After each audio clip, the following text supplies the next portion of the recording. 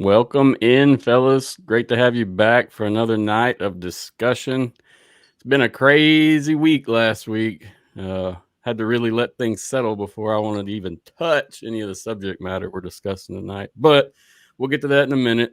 First up, just want to say welcome to you both. I've had you on here numerous times. I feel like we're all friends here at this point. We've spoken numerous occasions in different, whether it be on air, off air, whatever. So I respect and appreciate you both for coming on tonight and look forward to your opinions. Thanks, Matthew, and it's good to see you again, Mike. Yeah, it's a pleasure to see you both and to be on. So looking forward to the discussion. Same. So if you're not familiar, we got Mark Nelson. He is the creator of XFL Board. He runs that site, does a lot of good writings and publications also. Check him out if you haven't. Then we have Michael Lathrop. He is the podcast host and creator for Player 54 podcast. Check him out as well if you haven't. If you watch the show, you're familiar with both of these names at this point, though. You have to be. So just wanted to give you guys a proper introduction once again. Thank you. Thanks. So we got some choppy stuff to talk about today. I know last week when things first dropped, I was not happy with it. It was disappointing. I did not feel like we got the answers we really wanted. We kind of just touched the surface of what was going on. So I guess what we're going to do first, let's discuss just kind of the recent LOIs and the signings. We don't have to get into detailed players, but I really just want to specify what it means when a player signs an LOI and when they actually sign to a team. So it seems like a lot of people are kind of interchanging these terms. So let's talk about that if you guys don't mind. Michael, I know you talked a little bit more when we first got on about the LOIs. I was wondering if you could share your opinion, such like you did earlier. It may not come across good, Oh, it's okay. Take it easy. The XFL faithful. So letter of intent is just that. It's a signing of a letter of intent. It is not a contract. It is not legally binding. So the way I look at it is essentially a way to keep the league in the media and giving fans something during this difficult and uncertain time. But these are not actual signings. I mean, it's no different than a college letter of intent, which we see players move in all the time to another university after they've already signed a letter of intent to attend another university. So that's Understood. in a nutshell. Yeah, very simple. Not nothing. I don't feel like that's negative in any way. It's just stating that the fact that these players, they aren't bound to this. They can do whatever they want still, correct? Yeah, I mean, to sign a letter of intent, they're pretty straightforward. They are as basic of a document, not even a full single sheet, right? There are no binding terms to it, no contract terms. So in order for a letter of intent to enter into that contract realm, there'd have to be what essentially are clauses and stipulations that are pretty clear cut in legal jargon. So there's no way it becomes like half a sheet of paper that you just sign my intent to play. It's nothing to just say it's a feel good piece of paper. That's all it is. Exactly. Just wanted to cover that quickly. Like I said, I gauge a lot of what I talk about sometimes off of what the fans are talking about on Facebook, Twitter, whatever. And I know this has kind of been an argument between some, and I don't really know why. I know Greg Parks, he wrote about this a couple of weeks ago, and I mean, we shared it and talked about it on the show also. But yeah, just wanted to make sure. Greg did. I mean, you have to think about from a player's point of view what the letter of intent means, especially for a young player, it's like a promise ring from a team. It's like, oh yeah, we're interested in you, but we haven't signed you, but we're interested. But with the letter of intent, you notice that they come from teams, right? So it's a little bit like they're interested in a player without drafting them, or they're interested in a player like they've now that player sort of belongs to that team. In other words, they're betrothed to that team. So if that team wants to sign them, they can sign them. But we haven't hit that level, that spot yet where they're going to actually sign anybody to the training camp, which would be what the player's looking for, is to be signed to come to training camp, right? Yes, sir. And so I wanted to note that also, because from some of this information that was leaked, it kind of changes who may be available for those dispersal drafts and such. So I really wanted to note that also. The LOIs and a signing are completely different. Yeah. Recognize that. Yeah. And if we seen any player that's been given a letter of intent, have we seen them being switched to another team yet? Maybe they have. We don't know. Like whether maybe the Battlehawks gave him a letter of intent, but maybe now another team such as the DC Defenders now has their property. I think a lot of this stuff can be happening behind the scenes, and I think that the XFL transactions page tries to keep up with everything. But you know what? I've got a feeling the person who runs that webpage has a hard time keeping up with all the stuff that's going on, because I bet you they're not fed all the information. That's my thought. That's why things kind of appear there late sometimes, and sometimes they're missing. So it's a good page. I'm glad they have it, but I see the XFL having trouble keeping it up to date. Same. I just wanted to note that also, if you want to keep up with USFL signings, you have to go to foxsports.com, hit USFL, and then you'll get to this page here where you can click an individual team and look into the players that they have. Yeah, it's a little bit more mystery to do that. And that's basically, unless you're keeping up with like someone on Twitter that's a USFL cover guy or girl, you're going to have to look at this list to see who's been added and who's not. And is it up to date? It is up to date. I looked today, and at least the Gamblers were up to date. Okay, well, that's good. They've added Mark, so that's kind of. Last week I was curious where I could find this, because if you look at the USFL.com, they have something similar, but they don't update it. It's the dead page now. So that's what's curious to me. I just wanted to note this. All these links will be in the notes, guys, when I post, if you want it, just for your own purpose. But yeah, moving forward, just wanted to note that for everybody at home, where to find those and what they mean. It's nothing crazy, but I feel like the fans do need some kind of understanding. That we don't have much clarity right now, but the things that are clear, we should really hold on. I feel bad for the players, because I think the players probably they don't have any more clarity than us in some of these things. Exactly.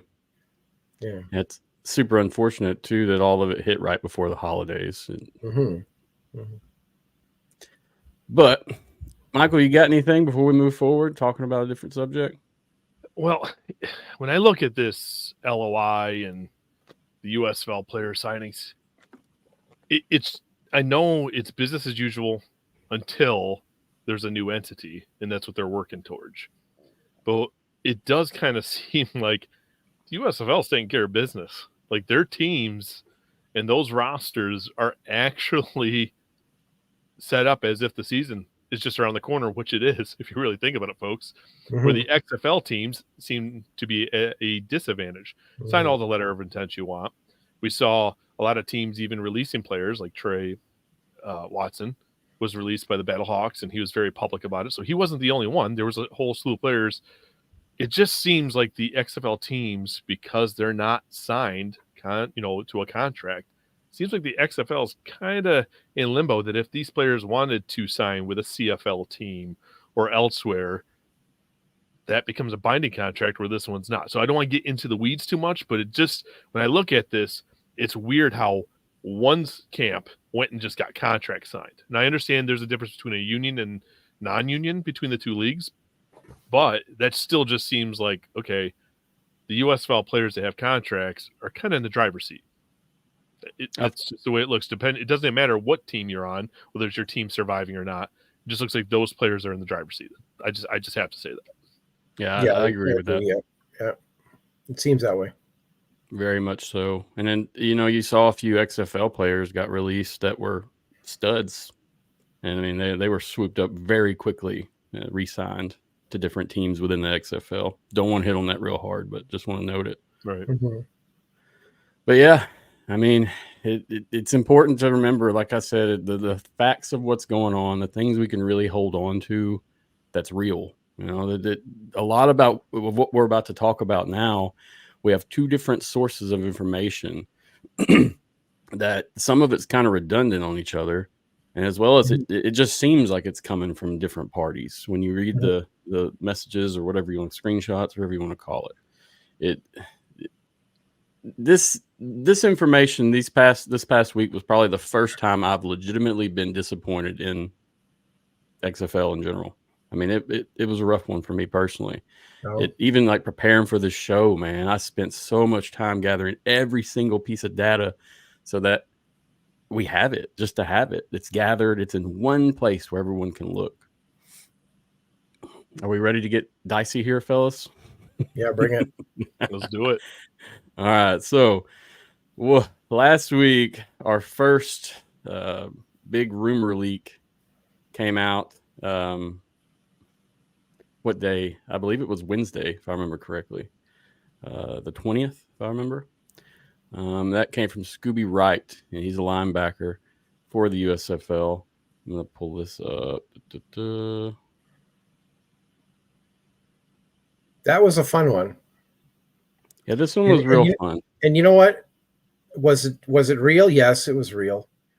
Was it a snapshot of in time? Yes, it was a snapshot in time. But it was from the USFLPA. So, and as we already talked about, USFL has sort of got their ducks in a row on this. So that's probably, as far as I'm concerned, that's all real, and it's probably still valid. Yeah, it looks very real to me as well.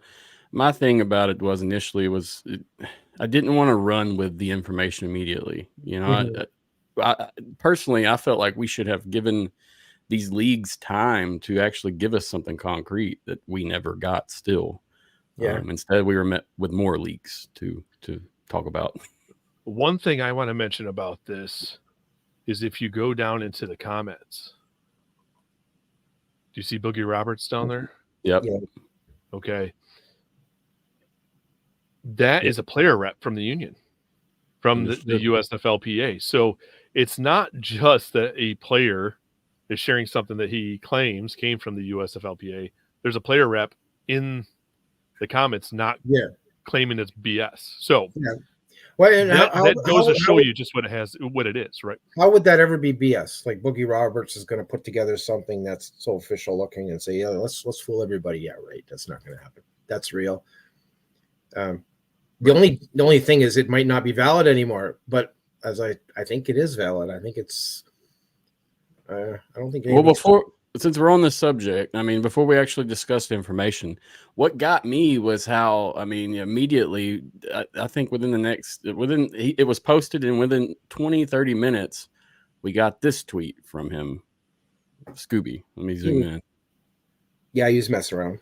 Yeah. So, no, this is fake text. So, April Fool's, haha.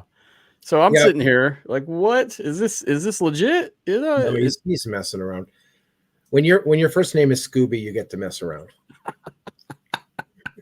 that's yeah. Maybe he freaked out a little bit because he was getting a lot of attention. I don't know what he expected, but he was getting a lot of attention from that tweet, wasn't he? Oh yeah, no doubt. And a lot of people were asking him, "Is this real? Is this real?" And he was. So this is him saying, "Yeah, well." Well, how many times have we seen on the XFL front somebody put something out and it's deleted?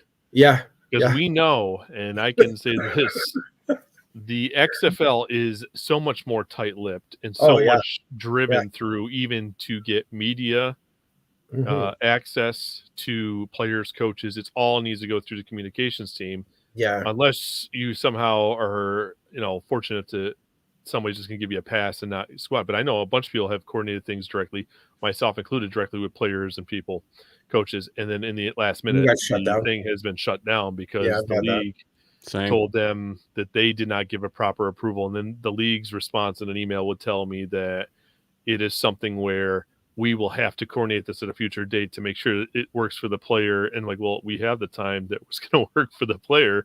It is set.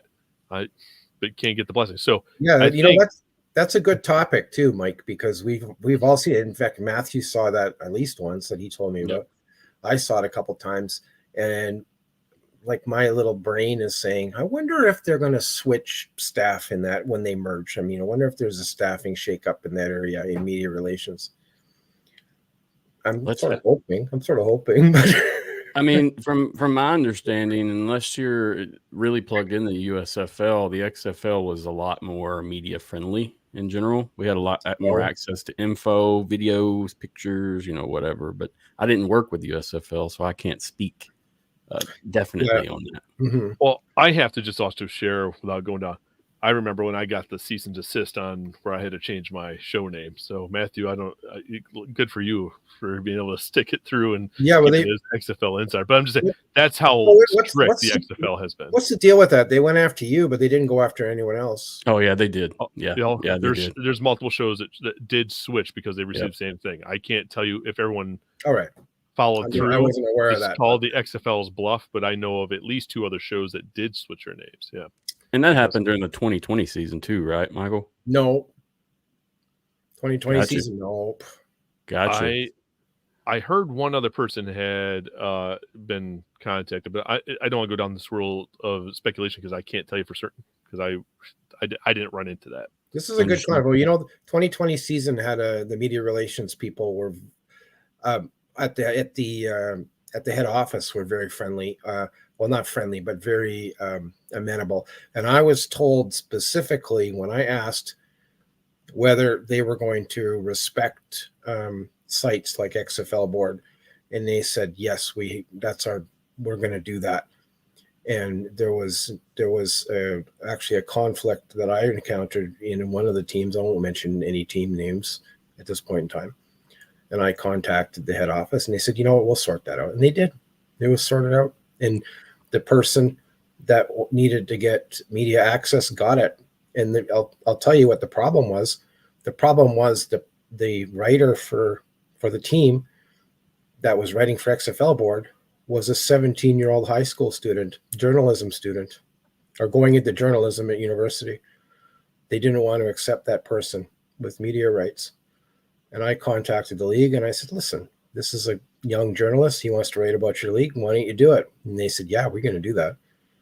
So they were very open.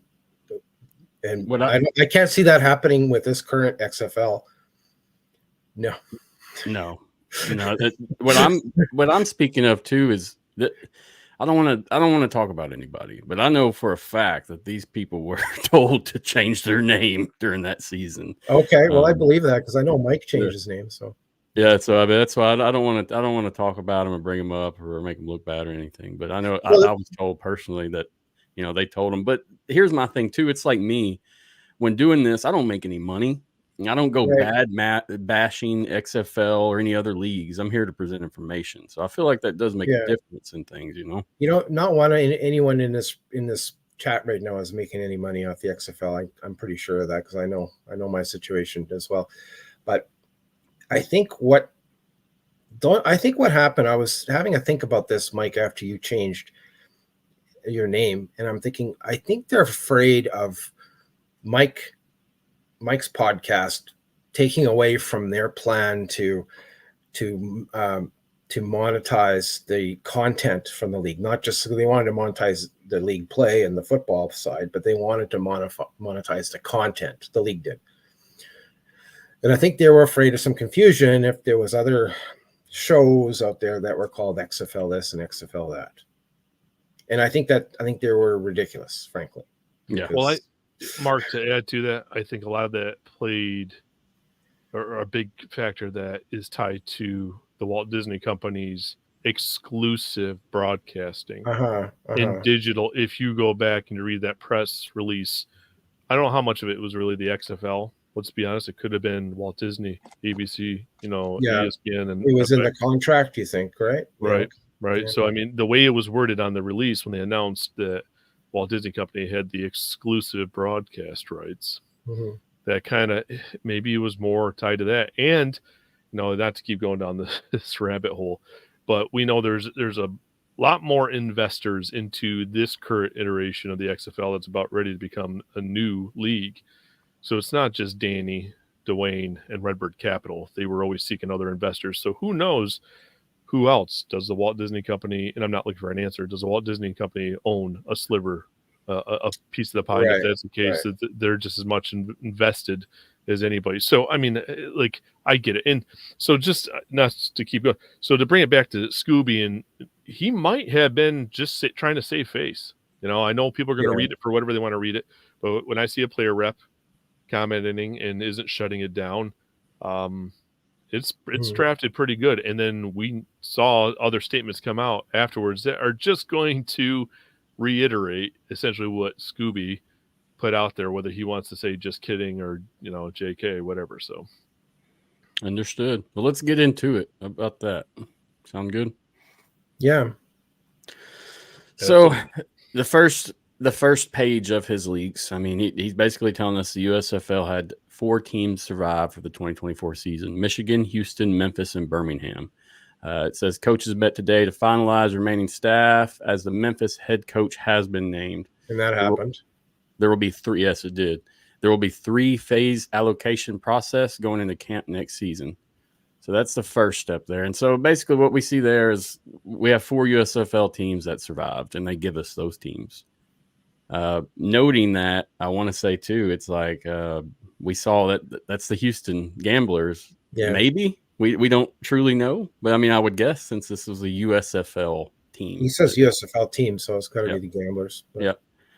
You know, that's when everyone said, oh, Houston, let's throw a funeral for the Houston Roughnecks. I think that's the point. Yep. And I'll get to some of that as well towards once we get past the actual breakdown. But yeah, we had a few people that said some things, and then even some tweets that were deleted later as well regarding that goodbye or thank you. But yeah, so they met, giving us the 4 teams, and then we roll into phase 1 of the allocation process. Let's go back.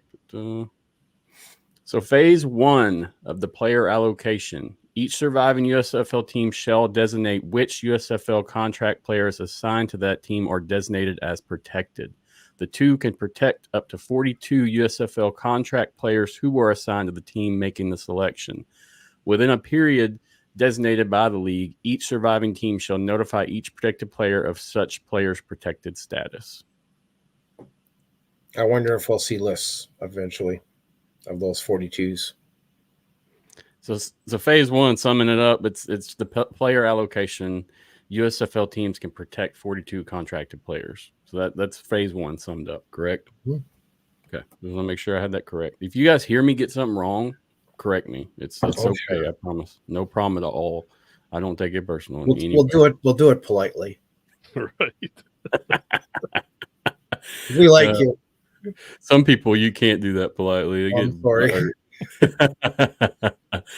All right, let's go on to the next one. Is this phase 2? Okay, here we go. Phase 2. Protected player allocation phase 2, protected designations involving players of non-surviving USFL teams. Following phase 1, each surviving team shall have a right to claim as additional protected players up to 20 USFL contract players which were assigned to a non-surviving USFL team. The league may establish procedures to address multiple claims for the same player. Each surviving team shall notify each claim player.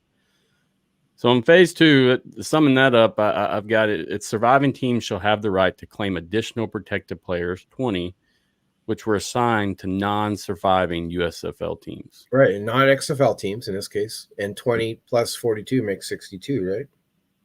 Yep. Yeah. All right, just want to make sure. I'm going to move on to the next step. Phase 3.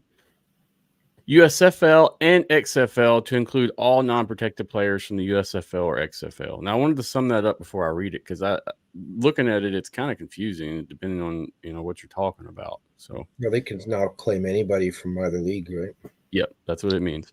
All USFL players on a roster of a USFL team during the 2023 season who are not protected during phases 1 or 2 shall be eligible to participate in a dispersal draft to be conducted by all teams participating in the 2024 season, including USFL surviving teams and the surviving teams of any other professional football league, XFL, that participate in the 2024 season. So in this one, I mean, it summed it up. Yeah. So it doesn't go into, like, for the second phase of 20, it doesn't go to, how do they do that? Is it a draft? Do they go round, or do they just submit a list of 20 that they like, and then the league decides if there's any conflicts? I imagine there would be conflicts with that many players, 20. So I wonder if there's going to be a round robin draft, like they go around like a draft. I'm not sure. It's not really, the details are not there. And I guess maybe they don't have to be there right now. Maybe I'm just suggesting that it's pretty basic what we've heard. Well, the details would have to be figured out before it begins, because this is already being scrutinized by every fan. And if they think that somebody claimed their rights to somebody and somebody else at the same time, and then in the end, who got it, when it should be just clear cut. So I can't imagine they're that short-sighted not to resolve those potential issues up front. But things they've done haven't necessarily made sense to date. So, well, they haven't really published it. We're only seeing this because of a tweet. So right. One day in the future, they're going to put out a press release. And they're going to say, "Yep, this is it." In the future, that's all we can say.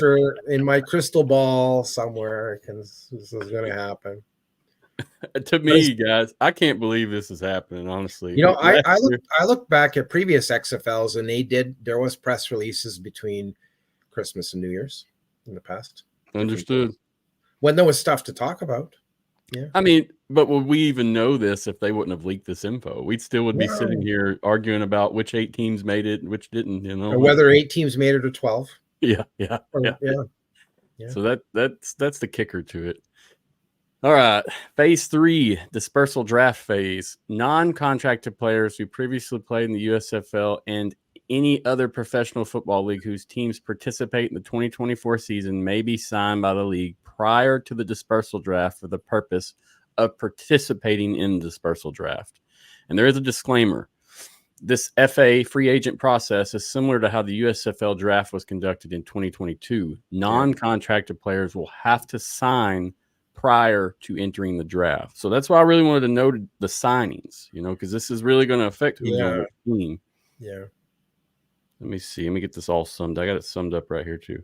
So phase 3, I have USFL and XFL to include all non-protected players from USFL or XFL in their draft. Yeah, okay, that's the better one. There we go. You know what this all means is that we're going from 2 leagues. We're going from 16 teams down to 8 teams. These teams are going to be rich with players. Good for them. I mean, that's the good thing. Bad for players that want jobs. This is the worst. It's almost like one of these leagues folding. It is. It literally is. Half the players will lose their opportunities. Yep. And then from what we've seen from the PA stuff, it appears that pay will not change at all. It's going to be similar to what it was. Yeah. We'll get to that too following this. I don't know too much on that. I just want to present the information, like I said. Mm-hmm. But to sum this up again, I just want to say, I mean, so this is my proper summary. Sorry, guys. I got so much on this in the banners. Dispersal draft phase 3, non-contractor players who play in the USFL and XFL may be signed for the draft for the purpose of participating in the draft. So they have to be signed. We know this. That one's a tongue twister. It just depends on what the definition of signed is to this new entity. Are you taking a letter of intent as a signing? Because if not, that means they're going to have to rush and sign a bunch of contracts from these letter of intents for XFL teams. So it just depends on what their definition of signed is. Yeah, because the first dispersal draft, I mean, according to our next state, I mean, we're supposed to have something happen tomorrow. We should have a massive amount of information come out tomorrow. But how will that come out if it happens tomorrow? And I think there was something tweeted I saw today, but I don't know how official it is that they were pushing that back. But well, maybe the tomorrow date was only a rumor, right? Yeah. And that's what I said. Just in the piece of information we have, I have seen what you had as well, but I didn't want to present that info because I don't I don't know what that's from, who put that out, where, so I didn't really follow that too far. I just followed what we have here. The rumored XFL procedures are very same as the USFL ones that we saw. They're similar. Some of the numbers are a little different, I feel like, but they're very similar, and you get a little bit more details. I think the league's going to have to do something and say they're going to have to release those lists of 42 for all 8 new teams, like the 4 USFL and 4 XFL. They're going to have to say these are the 42 protected. They're going to have to tell us that. When they tell us that, I don't know. I wish they would do it as soon as they get it, but I'm not so confident. And then I think you're going to maybe see on the XFL, for the XFL anyways, the transactions page is going to be flush with transactions that the next day. Like these are now, it'll be those the 20 that were signed in the phase 2. And my thought is every in the XFL side anyways is what I'm thinking. They all know who they want already. They've already met the teams that are surviving. They've already met. They've already got their big whiteboards going. They got full of names and they're pushing them around and trying to fill spots and figuring out what type of a team they want and they can have with the players. And I think that those whiteboards are full of players because they're rich with player talent right now. The remaining teams. What you got, Michael? Anything? No, I think it's been said. It's just, to scrutinize the things, but there's just so much more that needs to be made public. So it's agreed. I mean, we could nitpick it to death, and I'm not saying that it doesn't deserve to be, because not putting anything out there officially kind of leads to that. And I'm not trying to go after the USFL or XFL here, this new whatever FL it is going to be.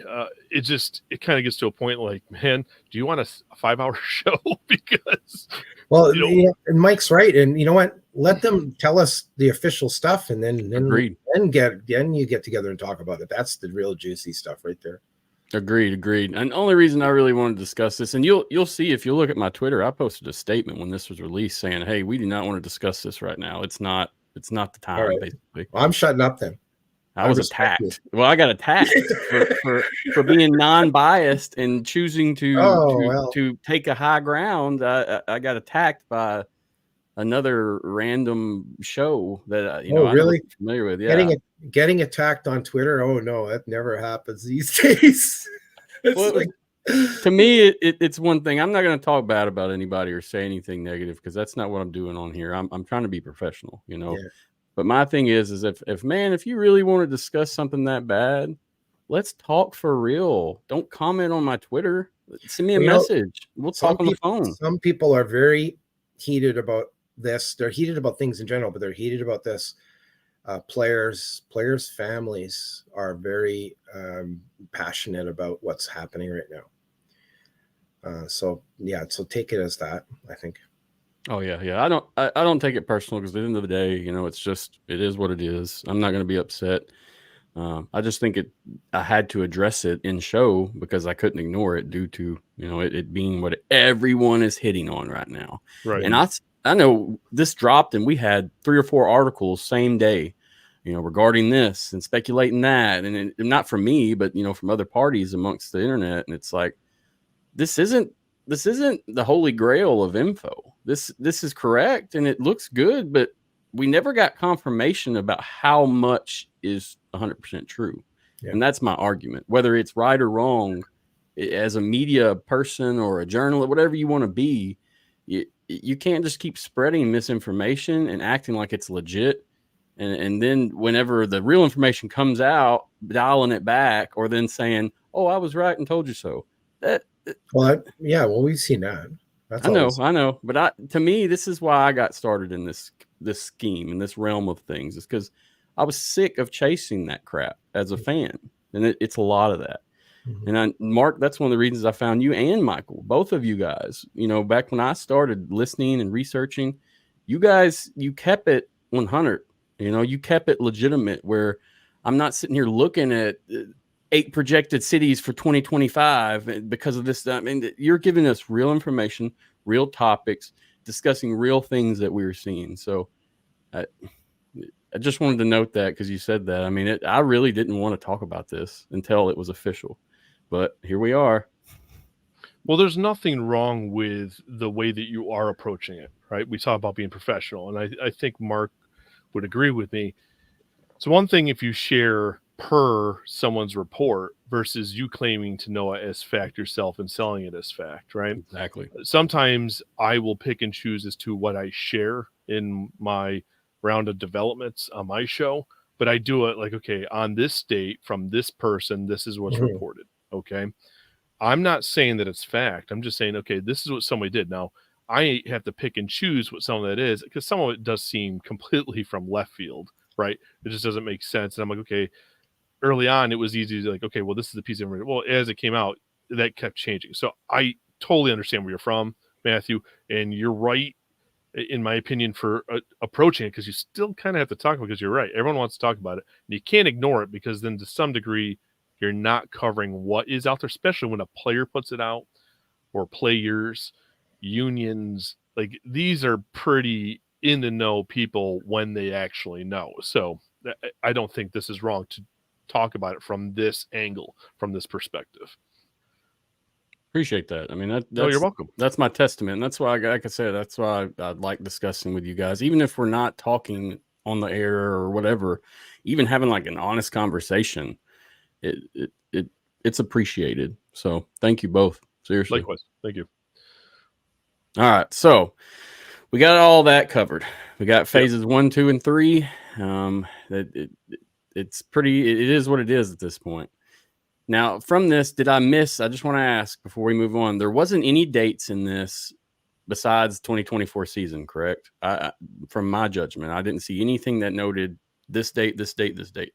No. Correct. I did not see dates. Okay.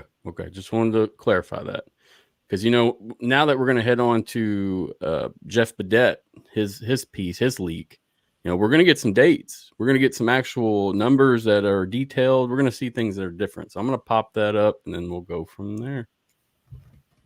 So I want to note too that Jeff did delete this tweet. And Michael, I appreciate you sending me this before because I had to use it. So thank you. You're welcome. Greatly appreciate it.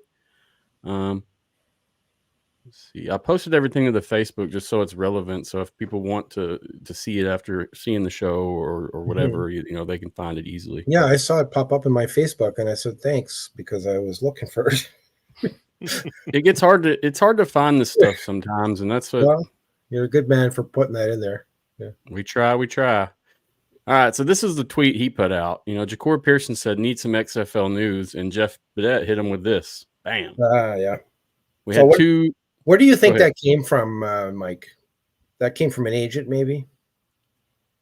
Oh, that could be. Who sent Jeff but I mean, here's the thing. If it came from an agent, how many people are in the know of all this information before there's an official? Right. That just seems like they're opening the doors to so many possible leaks, right? Yeah, and so you think we'd hear about it already from different sources if it was from an agent. But so who's it from? A coach, maybe? Or that could be. There's got to be something internal, right? There's got to come down to a point that players are asking. I mean, these coaches have been probably waiting for the dust to settle to find out what their own situations are. But all these people are into this for the same reason, right? To develop players, to let these players have an opportunity to pursue their dreams, right? And when you are coaching these type of players, if you're a director, player, personnel, whoever it might be, you are in this space for the right reasons yourself. Like you build these relationships. Like these are meaningful moments for these people. Like I would assume this came from staff, football staff, not league, operations front office staff. That's where this is a pure speculation. I don't really go out there, but if I had to guess that this is going to agents, wow, this information's out there far too much. But it could be though. Who knows? So again, Jeff Badette didn't write this on his own. No. Correct. Right. This is official. Well, it's official when it came to Jeff Badette. It came from an official person. Exactly. If we could see whose signature was on this, it would really help us out. Well, that's smart of him to screenshot it the way that he did. So you don't see the top of the heading of who was the sending party or the name. The Well, that would have been fun if he had. Yeah, that would have been totally fun. It would change the whole. It would have changed the game on this one. But I took this as being real, because I can't see this being made up. This is real. This looks very real. Yeah. The only thing about it that I looked at it and I said, well, this is real, but when was it real? Is this old? Is this maybe a week old? Is it 2 weeks old? Is it fresh? Don't know. We don't know. Right. Yep. And since Christmas and it's now the 26th of December, there may have been a meeting today where a bunch of this changed. So we don't know. We have no idea. Fair. Can I ask you guys both? I mean, I know you have some sources within the league, and I talk to people as well. I've got a few, and the guys that I know that I spoke with did not receive this. Do you know if any of your connections or sources received this email personally? No, that's why Mike's probably right. It probably came from a coach. So they only sent it out to the players underneath them. Like it came. Yeah, I had no confirmation from anybody. And even if that's the case, I don't think if they did send it or they were aware, I don't know if they would tell me. Yeah. Because there for a long time, they even admitted that things were very tight-lipped. Yeah. So if you had somebody willing to take a call, they would not talk in text or chat. You know, anytime I've ever had a conversation with a player offline about something, they've always had me promise that I wouldn't reveal who they were. Same. I take real pride in that. You know? With this XFL, with the 2020 XFL, I never saw it as much. In fact, I never saw it at all. I had a lot of players talk to me in that XFL. There wasn't trouble. So, you know, the other thing I thought of with this is that if you know, one of the reasons why this was released, why Jeff Badette sent it out, or why it was shared to Jacour Pearson, was because the players are saying, what the heck? They're going, give us the information. They're not getting the information. So that's why this got out. This is why it was put out, because the players are looking for information. And Jeff said, yeah, I've got something here. Look at this. So that should be noted. Now, the USFLPA sent that information, I'm assuming, to all their players in their PA. The previous tweet that you were showing. Yes, sir. Scooby. Yep. Yeah. XFL, I don't know what they're sharing with their players. I don't think much. I think that's a symptom of not sharing much with the players. Yeah, I agree. Can I ask you, do you guys know that, like the USFL guys, do either one of you know for a fact they received this message as well? Do you have any sources that you don't have to say who or when? I'm just curious. I don't. No, not at all. No. Okay. No. Just curious. That's just the important things to remember. I just saw it when you saw it. Understood. Yeah, this is the first time. I just saw it when you saw it, and I said, holy whatever. I won't repeat it because there's family on this podcast. So I don't know how much family, but all right. So what we got, basically, I took a few things out of this and that I thought was important. If you guys see anything that I get wrong or you want to highlight too, please just let me know. You're not going to hurt my feelings, I promise. Sound good? Yeah, you got thick skin, I know. All right. So basically, from the jump, we see the 8 teams. All right. We got Arlington, DC, San Antonio, St. Louis, and then the USFL, we got Birmingham, Houston, Memphis, and Michigan. This correlates with the USFL information released by Scooby. So that I would say is valid. Agree. Moving on, we have the hub that has all 8 teams. It'll be in Arlington, similar to the way XFL played. And am I correct on that assumption? Yeah. Yep. Okay. But the report date for training camp is scheduled for February 23rd, 2024. And this would make sense with their start date. It does. Mm-hmm. Yep. So I'd say that's a valid point as well. Next up, we have a housing stipend they presented an amount for. So it's $400 weekly it's not bad, really. I mean, in my opinion, that $1,200 a month is pretty good on a housing stipend. I mean, I know that's not a great place to stay, It but would be 1,600. oh, I'm just bad at math, Mark. Excuse me. That's okay. Remember, PE teacher. Yeah, run laps, climb the rope. Okay, I'll be in the office smoking. I know weight That's my numbers. PE teacher from my school days. 45 times 4. You know, that's my type of stuff. All right. So next up, let's go to game day pay. That's looking at an inactive player salary of $2,500 per game day play, and then active is $5,350. This coincides with what they were paid last year and is the same. Am I correct in that assumption? I'm not sure about that. Maybe Mike knows exactly. Yeah, see, I didn't know either. I just want to throw it out. I don't It's have very the number off the close. top of my head. It's got to be. If it's not spot on, it's darn close. Okay. But they received a bonus for winning the XFL last year. They did, correct. So that would be the only omission here, unless that's no longer going to be included. But you would think, why would you take away that incentive? Yeah, because certain teams, they made a good extra bonus off of that. That was part of the deal, yeah. All right, so that's the details of numbers and dates and teams. But next up, we're going to run into the draft information. Now, some of this is similar to the USFL, if not the same, but some of the numbers are different. There's dates. Yeah, there are dates as well connected to everything here. Apparently, 12/27, which is tomorrow, is a big day for drops, acquisition. There's a lot of different things going on there that has to be finalized according to this document. Okay, so technically that's happening today prior to the 27th. Yeah, so that means today was a big day. So by midnight tonight, they would have their 42 list, and then tomorrow they would be able to pick 10 more according to this. I figured we won't hear the information until tomorrow. Is the only reason I said that. Well, I'm going to watch my email at midnight and see if they send me something. I hope they do. My God, I'll be up waiting too. I promise. No, I'm joking because I don't expect anything. I'll be up after this. Every time I do a show, I'm up all night. Oh, really? I'm ready to go. Yeah, I got the energy, man. That's because you're young. I'll be looking for I'll put on my nightcap and get my sleeping chambers ready pretty soon after this is over. All right. So draft information. Players on the dissolved XFL team will not be able to be released to sign with the USFL team. The process, as reported, is as follows.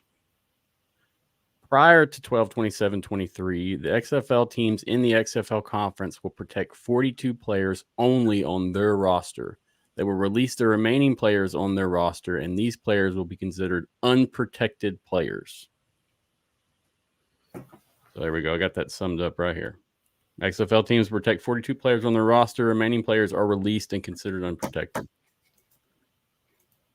Now, remember, this is today, if this is correct. This has happened already. I would get by this time of night. Next up, we have the mini dispersal draft. The 4 teams in the XFL conference will be able to select 10 players max to add to their roster from dissolved XFL teams only. The 4 teams in the USFL conference will be able to select 10 players max from the roster of dissolved USFL teams only. Yes, only the dissolved, not the remainder of the 42s. Right. So, which is interesting. So the team, an XFL team, is protecting 42 players. They're not protecting the remainder, but the remainders cannot be picked by the other rosters. So essentially, are they protected? I mean, it feels like they're definitely trying to not shift the power there. Yeah. They don't want one team to max out. And looking at some of these signings, I think some of these teams have already done that, in my opinion. And the other thing is maybe what they want to make sure that is that the dissolved teams, those players get a fair shot at getting picked by other rosters and getting a job. Yep. So I was just checking the comments. Sorry, guys, I haven't been running the comments tonight. There's just so much information. I'm really trying to have it locked in and say things correctly so we don't look stupid. So that's my thing. If you're asking a question in the comments, I'm highlighting it, and I will get to you at the end, I promise, once we're done with the conversation.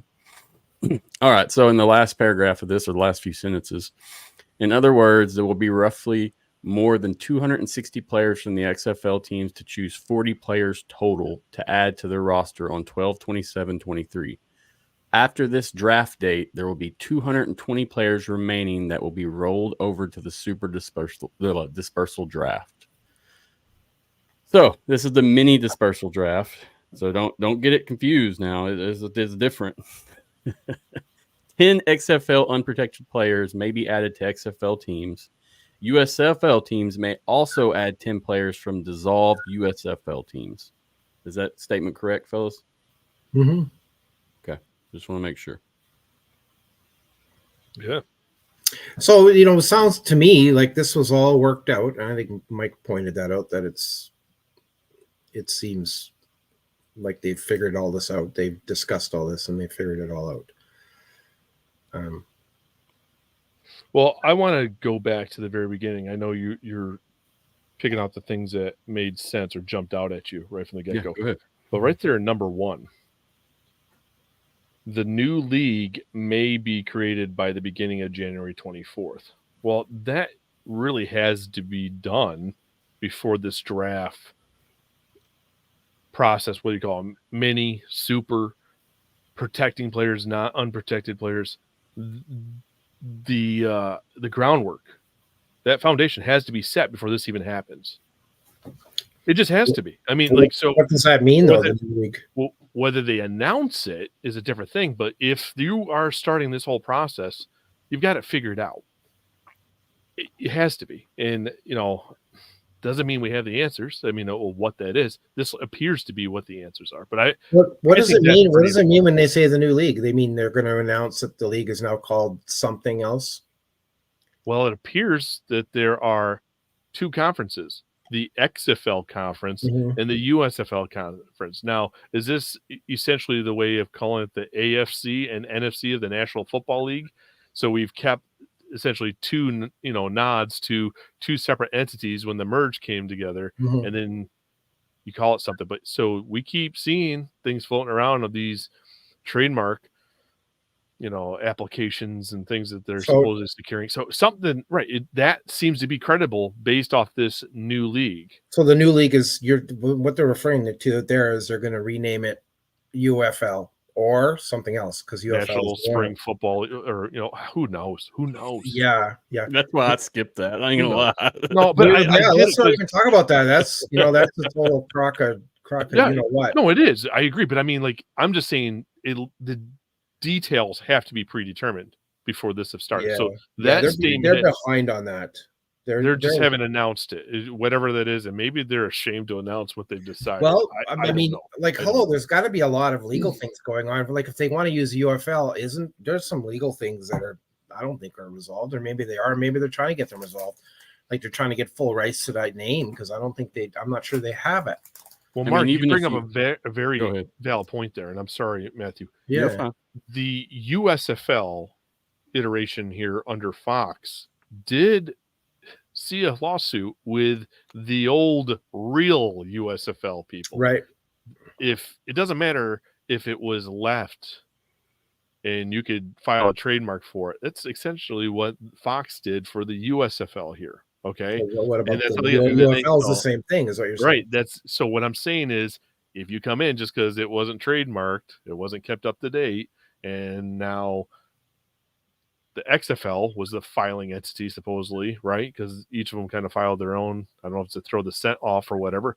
But if that's the case, there's pending legal trouble there, right? If that's what you decide to go. I'm just saying, listen, I'm not trying to go down that rabbit hole. I'm just saying, I think that's a very valid thing, because you don't do any of this unless that's sorted out.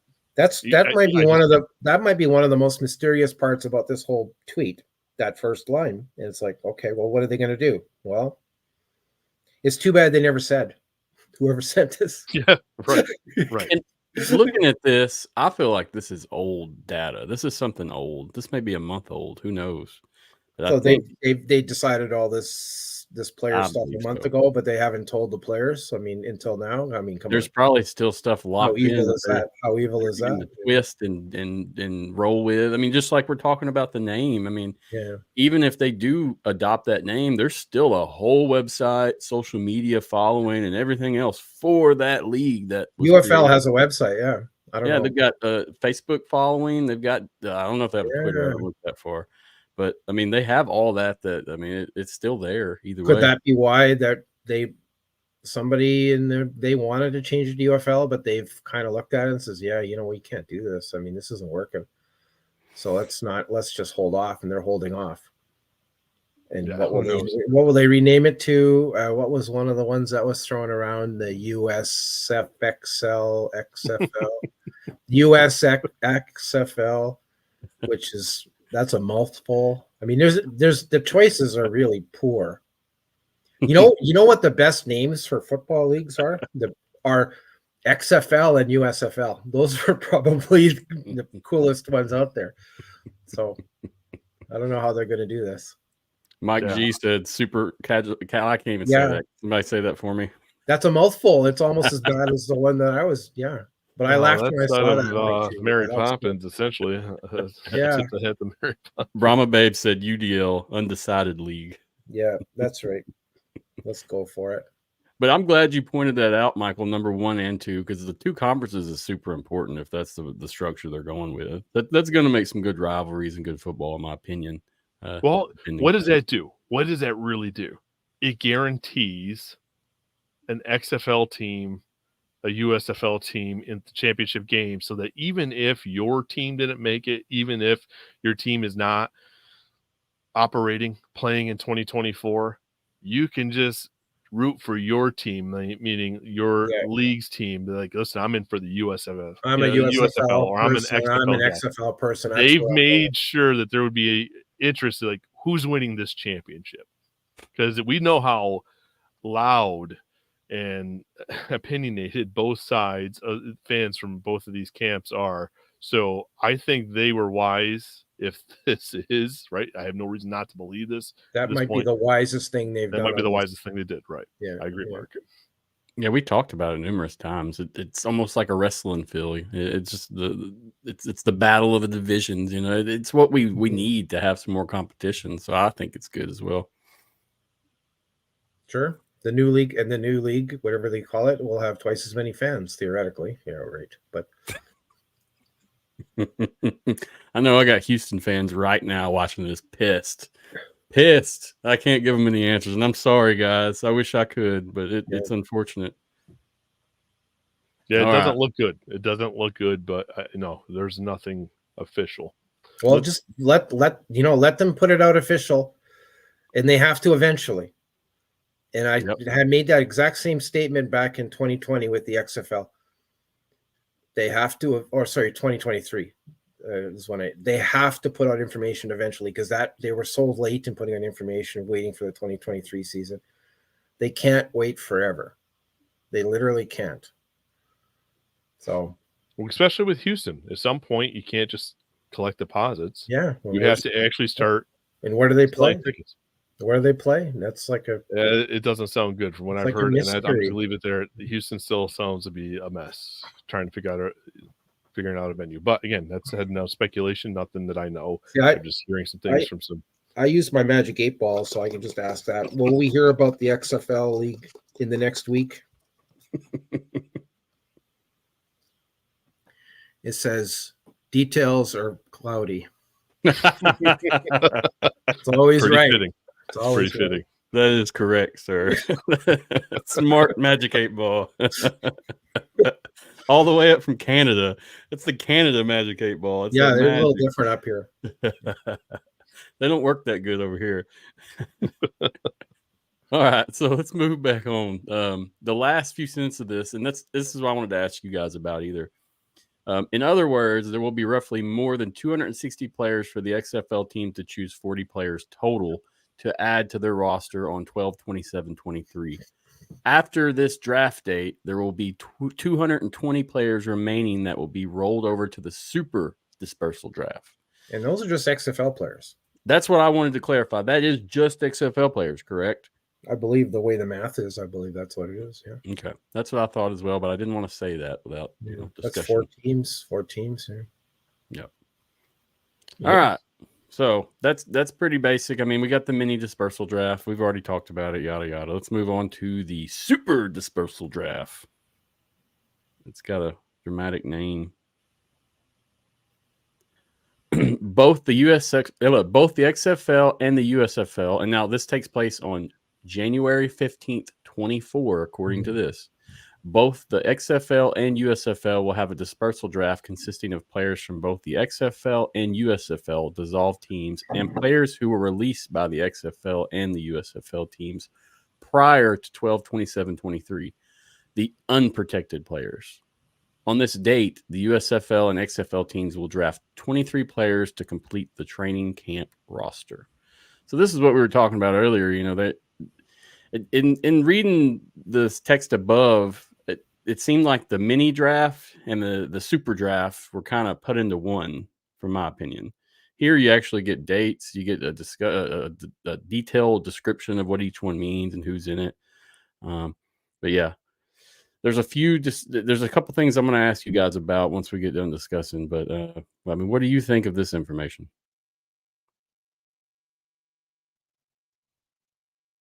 Oh, so summed up, basically, like I said, it's on January 15th, 2024. XFL and USFL teams may add 23 players from the XFL/USFL teams that were released prior to 12/27/23. Well, how many roster slots will they have left at this point in time? That's what makes me wondering.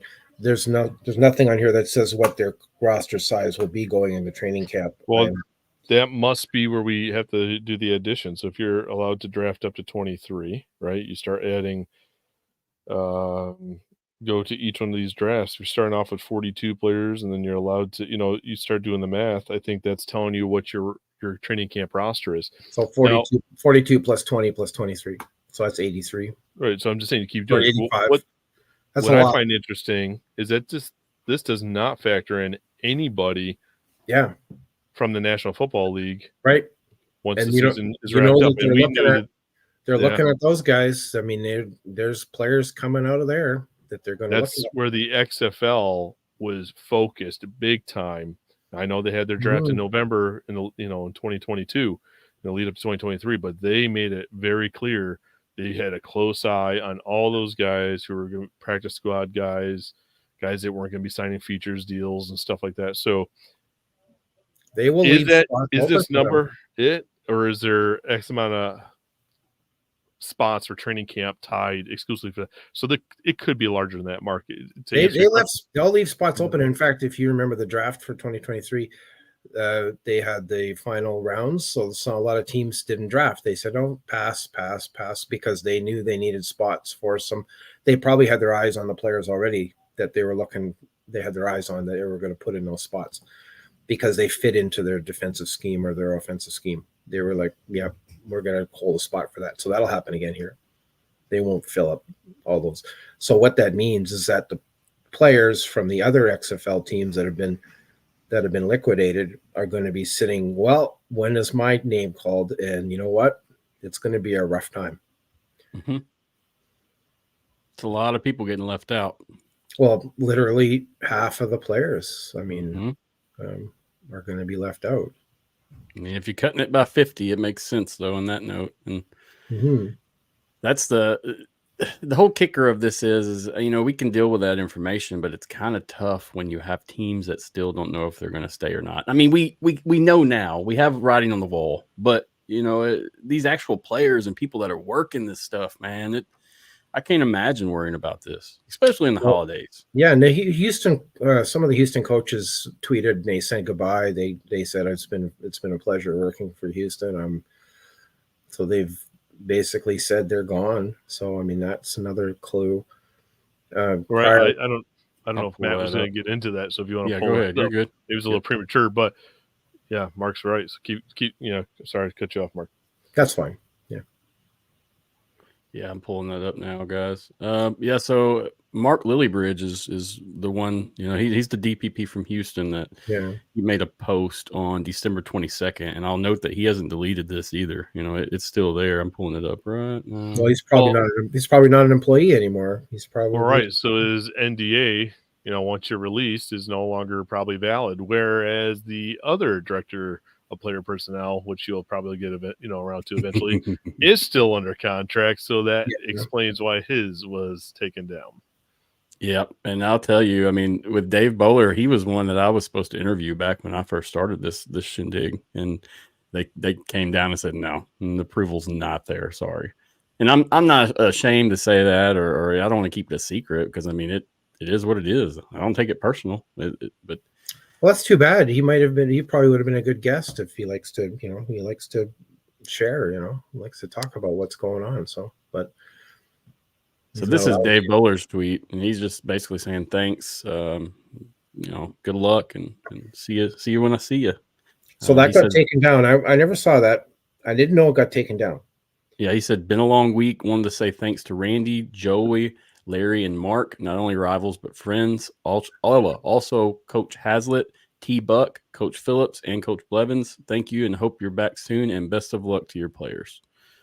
And right. Okay. So just a note for those that may not be connecting all the dots here, that's the director of player personnel and head coaches of the 4 teams not mentioned in the email that Jeff Bedette shared. So that would be the confirmed. Teams that are confirming, again, matching. That's a way to show or validate Jeff's information put out is therefore accurate, right? So, I mean, this is just where connecting the dots comes into why you're willing to discuss this, because there's just too many avenues of this looking too real to be false. And there's, exactly. And there's so much to unpack here. Like, Coach Blevins, didn't we just give him a contract? I mean, so where's he? How's that going to work out? I mean, oh boy. It's tough. And that's the thing too, is he deleted it. So, it deleted for a reason. It wasn't just deleted just because. Yeah. He posted that on Christmas Eve, did he not? Yeah, I believe so. Well, that's a smart time to do it. Like, hey, no one's going to notice this one. It was gone. It was gone yesterday. I was looking for it. It lasted through Christmas. But on Bridges' tweet, I mean, you could tell he's. I mean, look at this. If guys at home look at this tweet, tell me this guy. I mean, he's leaving his position. You have to recognize this. I mean, regardless of what goes on. Yeah. Well, all the best. That's a farewell. That is without coming out and just saying, "Hey, we're not part of this." This is farewell. Where Bowlers, maybe it doesn't say goodbye, but read it really closely. It's not just a thank you. I appreciate working with you. I mean, you got to read between the lines. It is essentially worded as a farewell without saying farewell as well. Because I mean, the best of luck to you coaches and your players. I mean, I'm laughing because he's wording it in a way, but it still got him in trouble. Yeah. Yeah. You can take a lot from that. Right. Well, God love the XFL. They're so wonderful. And one of the, maybe this is a little off track, but I'm going to throw it out there because it seems to be a good time. Well, somebody contacted me and says, why are they giving letters of intent for teams that are not going to be playing? And I just received, there's more letters of intent out this evening just now, and there's some from Seattle. I mean, so somebody was asking me that. Why would they do that? And I'm like, I don't know. Maybe because they promised those players they would get a letter of intent. And I mean, in all these draft plans and dispersal, what about the letter of intent players? I mean, where do they fit into that? Well, it kind of comes back to that signed thing, right? When they talk about signed players, is that enough to get you into this mini dispersal draft, the super dispersal draft? Right.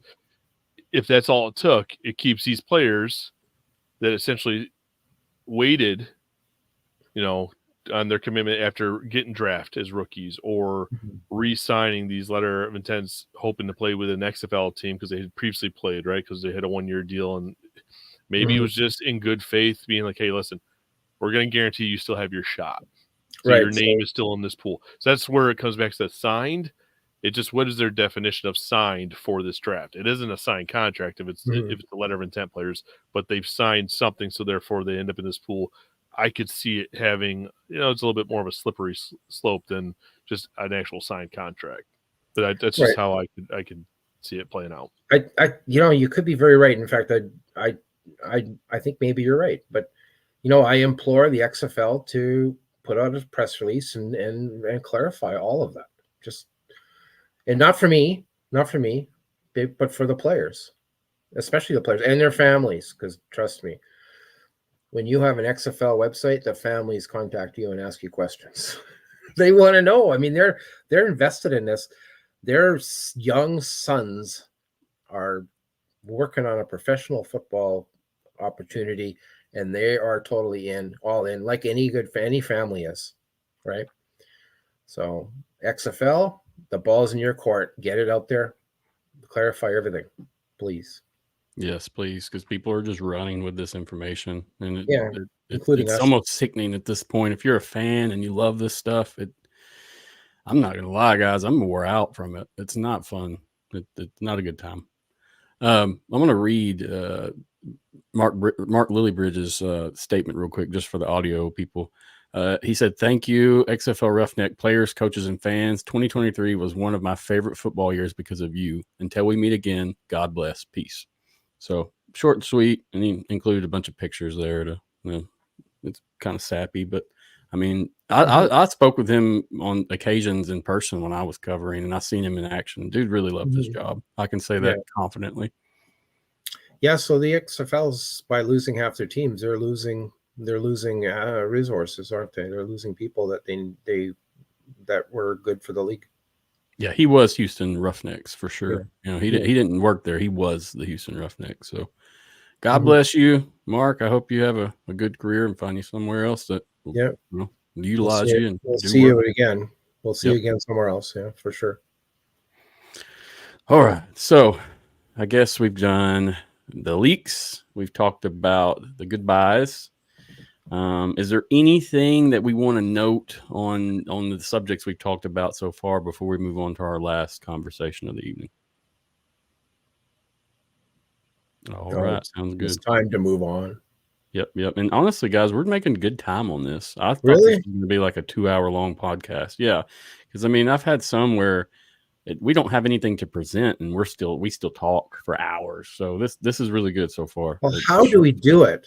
Like that's... It's just it depends on who's talking, who's presenting, what information we got. I've interviewed probably, this is 38. I've probably interviewed 35, 33 different individuals since I've done this. Maybe a little less. You're good at it, Matthew. You're good. You're one of the best. Some people like to hear themselves talk. Some people just want to say to the points and clarify things. It's all about what it wants, and that's kind of what I like having everybody on. It's different. I enjoy it. I don't mind it if you want to talk. Let's hear it. As long as it's not inappropriate or just toxic crap, then come on, let's talk. Anyway, all right. So the last thing I wanted to note, well, I'll tell you what. Let's move it back. I'm sorry. I want to talk about conflicting information and implications. So I saw a couple of the numbers here I wanted to discuss with you guys. Did you feel like all those numbers in both statements were the same? There was definitely similar. Like I don't see there was any striking difference.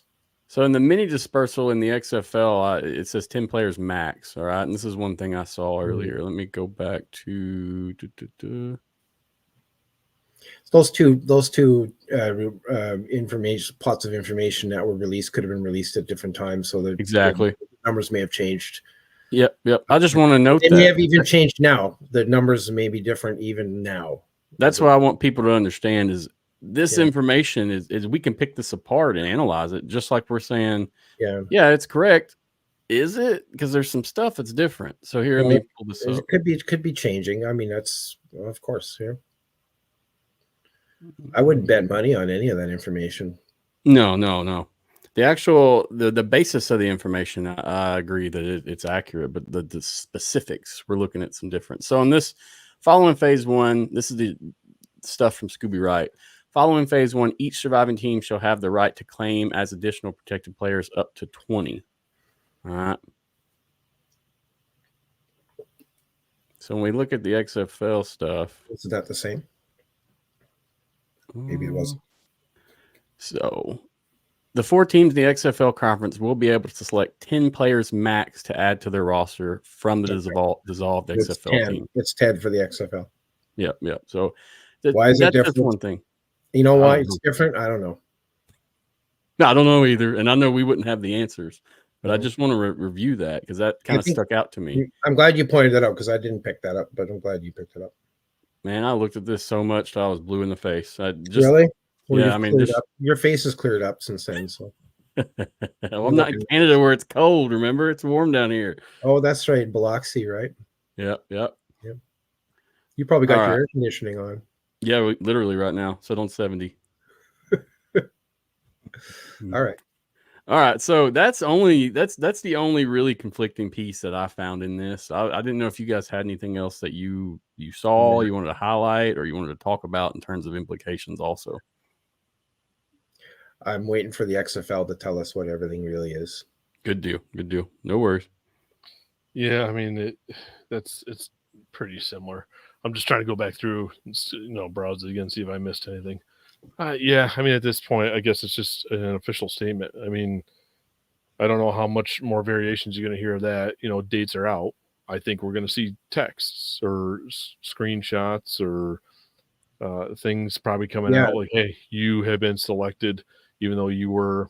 It might get hot and heavy online. Right. We might, I think tomorrow, social media, if that draft is happening tomorrow and somebody finds out they're no longer, Badette, let's use Jeff Badette. He's no longer a Viper.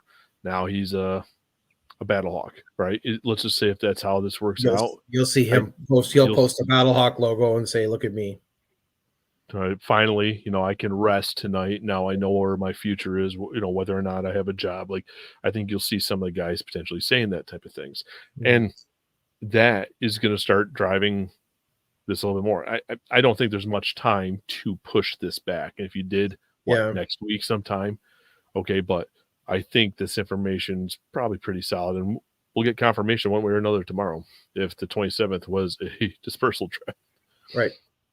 Yeah, I noticed, like you guys said, that some of the dates have been moved back according to some of the insiders. But this is the game we've been playing for how long? Months and months and months and months. Too long. I know insiders have been wrong, and they've been right. They've been wrong. You don't really know. Roll a dice. Well, I remember last week Mike straight told everyone, in the live that I was watching, there will be nothing last week, and we didn't hear anything official last week, so that's correct. Well, the insiders had a 21st laid down as a date, and that date came and went, and yep. It just continues on. We've done this, like I said. You guys know, You're familiar at this point. The only difference is the 27th was in that tweet, and that tweet looked pretty semi-official. Yeah, agreed.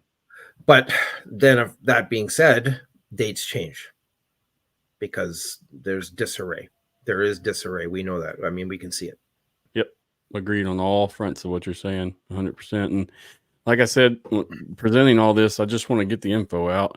I don't know, and I know you guys don't either. We're just discussing it as cleanly as possible, I feel like. So I think we covered it then, Matthew. Yeah, I think that's it on that front. I mean, we'll probably have a few questions there at the end, and I'll get to them, guys, if you have questions, I promise. But let's go ahead and roll into the UFPA statement and the USFLPA response. It's kind of confusing. So we saw that the UFPA, which it was addressed by Kenneth Farrow and Nick Temple as president and vice president, they released a statement, and I really don't want to read this whole thing. I really don't. Well, just summarize it. Yeah, you can put it up on the screen and just let people read it for themselves. Yeah, just summarize it because it's a lot there. Well, I honestly, I didn't analyze this too much, guys. I was worried about the info that we just talked about. That was kind of what I was worried about front and center. I'm not a union guy. I'm not familiar with how things work with a union. So I don't truly know what the heck is going on with all this stuff. I just know the unfortunately, not a lot of people know what's going on because it's union stuff. And yeah, it's like, okay. Yep. Did you ever see the video that UFPA put out yesterday where Kenneth Farrow told us he did a video. He explained the whole thing, the whole story, and it's actually quite telling. And how the UFPA started and why they started. And they started to protect players when there was no unions, and they were involved with setting up the USFLPA in a roundabout way because they got the steel workers involved. But then they lost control of they were pushed out because they had set up a players association, so they were not needed anymore. So that's basically where we're at. They're not needed, but they still have something to say about what's going on. And the one thing that I'm not really clear on is, well, I mean, there's a USFLPA, but there's no XFLPA. So how are the XFL players protected? Well, they're not. Well, exactly. So I mean, I can tell you from being at the Orlando showcase here back in October, the UFPA is everywhere. They were right there at the entrance of every player coming in and out. Yeah. And they made sure they were talking. So they have the same goals, and they're still trying to assist in making sure that those XFL players, depending on whatever was going to happen with this intent to merge, it obviously now is coming to fruition. Mm-hmm. So they are still grinding on the front of organizing.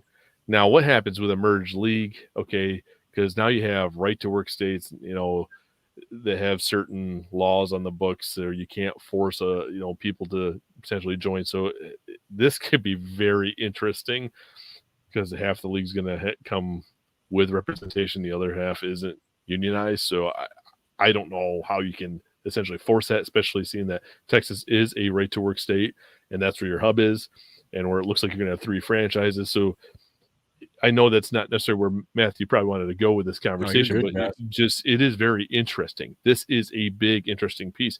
But with the UFPA and the USFLPA, there's a little tick and tack there, right? Mm-hmm. That's where I think Matthew's going to eventually go when you probably share the next statement. Yeah, there was a tick and tack, exactly. And I'll share. I won't say how many numbers. Multiple USFL players DM me on X, formerly known as Twitter, to tell me when I retweeted the UFPA statement to clarify they are no longer involved. They have no say. They haven't been involved in their new collective bargaining, anything. So I got the same. Yeah. So I was told, and I went and I removed the tweet, and that's when I put up a different post just saying, okay, hey, I knew they were involved in organizing. I knew they were very crucial and instrumental in making it become a reality. But it's interesting to be like, okay, obviously doesn't matter what Farrow and company want to allude. I don't know how much information they have currently tied to this merger because they don't have XFL ties. Well, apparently they have nothing because that's what their complaint is, right? They're kept out. So I'm just pulling up the statements. The UFPA is trying to protect players or trying to help. They're not protecting anyone. They're trying to help players who have no protection. And if you look at what they did for the XFL players after the XFL folded and went because of coronavirus, they helped players. They helped players understand what rights they had for medical coverage after they were laid off. They helped them understand what rights they had for other benefits, but they were especially focused on medical coverage, and some of them focused on housing because there was some players that had their families moved, and then they wanted to make sure that those players knew they had the right to keep their allotments for a while, or there was a certain amount of allotments they get to get their families moved out of the cities they were at, like Seattle. So I mean, and of course, they didn't represent those players, but they were advising them, is what I was told. And I said, well, thank God someone's advising them because at that time, the XFL had just pulled the rug out because they were declaring bankruptcy, and they pulled the rug out from all the employees. They were all basically laid off with severance pay. So it's like players too. So UFPA came to their aid now without representing. So, I mean, they're still, to me, they're viable, but the USFL does not want them anymore. Okay, fine. When you say them, you say the UFPA or the USFLPA? Yeah. Okay. The USFL players and the USFLPA do not want the UFPA anymore. Even though the UFPA was involved in setting everything up for them, they're saying, yeah, go away. Okay, fine. And these the XFL is still, those players are unrepresented. So, well, like every player that has posted, or every person that's posted about this, that Kenneth Farrell, Devin Gray, all these guys, they're all players, true, correct, or were former players, recent. From my research, Kevin Farrow and Temple were players. Kevin Farrow was AAF and XFL. Temple was AAF. They were both CFL as well. Gotcha. So yeah, I was just curious. Yeah, I don't want to get too much into it. What I've been telling people is drama. Those guys have been around all these leagues, and if you look at Farrow, he was involved in 2 leagues that closed on him. So I mean, he has a lot of experience on that case. I don't know why I'm laughing, because it ain't funny, but that's right. He's the guy. And I implore anyone that's wondering about that guy and say, what is his motivation? Watch his video. It's on UFPA. Yep. There's a good video he put out yesterday, and he's very honest, and he tells the whole story. And if you want to hear about a football player that cares about players, that's the guy. He's one of them. Yep. Just wanted to note. So that, guys, it is what it is. Follow for yourself. Check it out. Just do your research. I don't personally want to say what's right or wrong, but I think, Mark, you broke it down enough to make it where everyone understands. Well, I hope so. It's a complex situation. Things are going to be changing, just like the merger. I think Mike pointed out that this is very complex, and it's going to get worse. It's going to get more complex. Yep. It's going to get dirty once the official details drop on the ground. Yeah, which is probably why it's taking so long to get an official statement out and all these details. I mean, it doesn't matter what you want from a football standpoint, right? Okay, which teams are in? How are we going to do drafts and stuff? That might be the easy part, but to navigate, the number of people that come from teams that are signed that have, protections, say in representation from a union, because it's very different from players that don't have that representation and those same collective bargaining, protections. So it's definitely complicated. You can do the football stuff and be like, okay, we want to play in these 8 cities. We want these coaches. We want, that's easy. But to actually navigate the I's dotting, T's crossing, all that extra, that it's got to be crazy. Yeah. Because if not, the league could run into some legal trouble. Yeah, and that could mess up everything for a season real quick. So everything they're trying to solidify, right? Take out all the uncertainty surrounding spring professional football and creating longevity. Those potential looming lawsuit, if they don't get this right, could be the final nail in the coffin anyway. I know there's a lot of eager people and frustrated people. I mean, and trust me, it's not easy. And, like Matthew said, for him or myself, and I know Mark's probably in the same boat, but this is very real, and they got to get this right, or else this was for nothing. Agreed. And the players deserve all the best. These, especially when 100%. You're taking away half the opportunities. They shouldn't have to debate on healthcare costs and living. I mean, they need to get what they need to get to be able to play the game. Don't make it look like a banana public run league where, we just do things willy-nilly. And so I like the fact that they are nailing this out before they have put anything out. It's just more questions that need to be answered, that even if we get the official details, oh, look, now we got to deal with this problem. This is still here. It's just hanging out. So, well, hopefully they nail it out. I think they will. It's just going to take some time. And then, it's just them. It's almost they're competing with each other, debating with each other at this point, It's so. That's about all I got on that, guys. Like I said, I just wanted to cover that and just present more information about that, because that was another thing that caused a big row in the social media world. Yeah, I got some tweets pointed at XFL board, but go ahead and send your feedback, folks. We read every letter, garden letter. I'm like Santa Claus. I read all your letters. I love it. I love it. So, well, that about sums up our information leak and presenting the information from last week. I mean, I feel like we did a thorough job on trying to break down every single piece that we could and discuss it while being realistic and not, coming up with some crazy far-fetched ideas. Yeah. You guys got anything else you want to share before we move on to close her out? Answer some questions. We're going to answer some questions first, but I just wanted to, bring on the questions then. Yeah, bring them on. And while you're pulling that up, I'll just say, just try to be patient a little bit longer, because I have a feeling we don't get a statement tomorrow, folks. So just try to be patient. Agreed. Patience is a hard virtue to learn. I know. Actually, the best way to learn patience is to be an XFL fan. Spring football in general. Yeah, we're spring football, but definitely XFL. That's your patience me right there. Yeah. Okay. So here I'm just working my way up the list I got here. So this most recent was from DeMarcus, and I think he was talking about the Houston debacle stuff. And I know we're not going to get too much into speculation, but this is something that's rolling around the internet right now. He said, but teams might simply refer to the personnel, not the name. RB Mark Thompson said he heard they'll be the Roughnecks. So basically, some are saying that the Roughnecks. That's a little bit of a bait and switch, isn't it? Like, yeah. It's like, but I mean, it is rolling around. Yeah.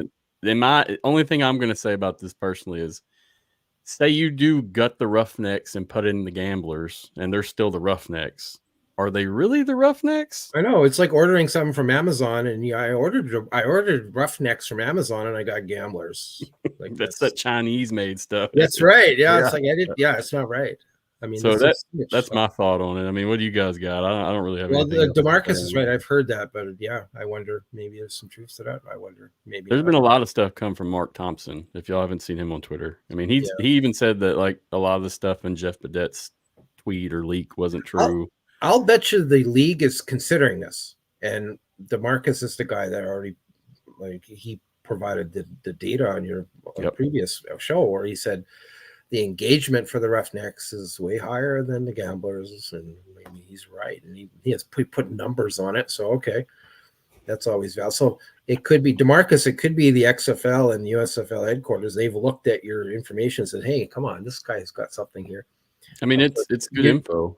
You'd hope that they would know that already about the engagement numbers, but maybe they're considering it.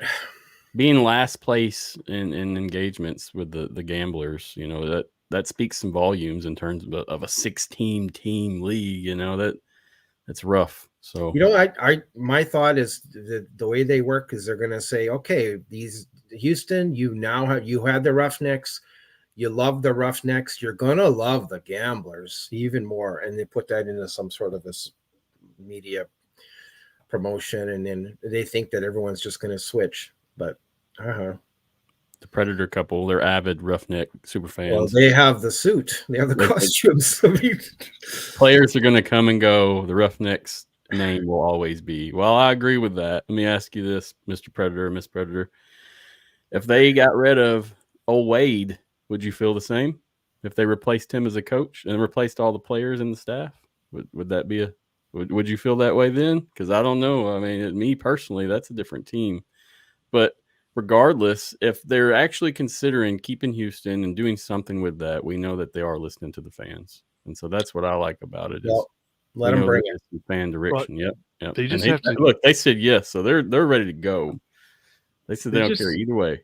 They have to sort out this venue, and then go from sorting out the venue to stop collecting deposits and actually taking care of season tickets.